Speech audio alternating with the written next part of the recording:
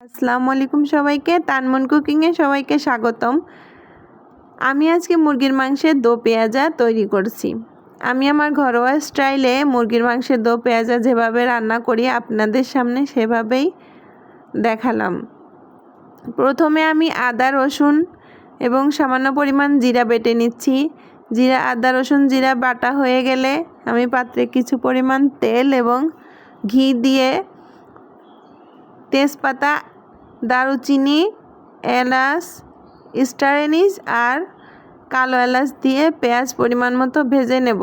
ভাজা হয়ে গেলে এবার আমি বেটে রাখা মশলাগুলো অর্ধেক পরিমাণ দিয়ে দিয়েছি। পেঁয়াজগুলোকে লাল লাল করে ভাজা হয়ে গেলে এর মধ্যে আমি দিয়ে দেব আমার চিকেনগুলো ভালোভাবে নাড়াচাড়া করে নিয়ে একটু পানি দিয়ে নিলাম যাতে পেঁয়াজগুলো পুড়ে না যায়। তারপর পরিমাণ মতো লবণ, হলুদ, মরিচের গুঁড়া, ধনিয়ার গুঁড়া এবং গরম মশলা দিয়ে 15 মিনিট 50% কুক করে নেব। 50% কুক হয়ে আসলে এর মধ্যে আমি পরিমাণ মতো পানি দিয়ে আরও 50% কুক করে নেব।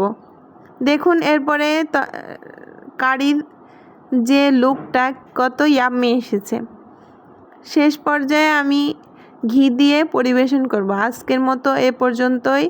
আপনারা সবাই আমার রান্না কেমন হয়েছে অবশ্যই কমেন্ট করে জানাতে ভুলবেন না, আর সাথে লাইক, কমেন্ট, শেয়ার করবেন। আজকের মতো এ পর্যন্ত। আল্লাহ হাফেজ।